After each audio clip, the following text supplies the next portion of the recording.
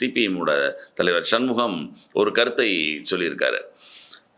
இங்கு அதாவது இங்கு இருக்கக்கூடிய சாதி மறுப்பு திருமணங்களுக்கான இடங்கள் சரியாக இல்லை.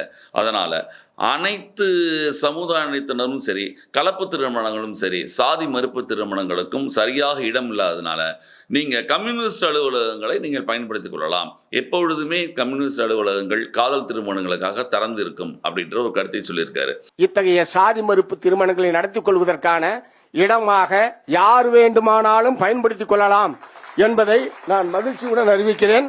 ஆகவே இங்க வந்திருக்கிற நம்முடைய நண்பர்கள், தோழர்கள் அனைவரும் உங்களுக்கு இத்தகைய காதல் திருமணங்கள் நடத்துவதற்கான இடம், அதற்கான பாதுகாப்பு, அதற்கான எங்களை போன்றவர்கள் தலைமை தாங்கி, தோழர் குளத்தூர் மணி போன்றவர்கள் தலைமை தாங்கி நடத்துவதற்கு நாங்கள் தயாராக இருக்கிறோம்.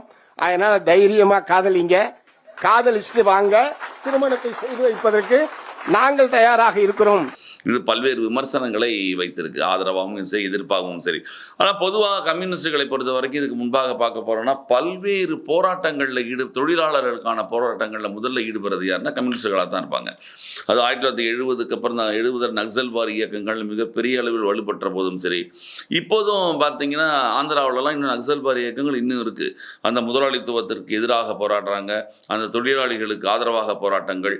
இங்கேயே பார்த்தீங்கன்னா சாம்சங் பிரச்சனையாக இருந்தாலும் சரி, மீத்தேன் பிரச்சனையாக இருந்த எதுவாக இருந்தாலும் கம்யூனிஸ்டுகள் இறங்கி போராடுவார்கள் அப்படிங்கிறத நம்ம ஏற்கனவே அறிஞ்சிருக்கோம். ஏன்னா அவருடைய வரலாறு அப்படி.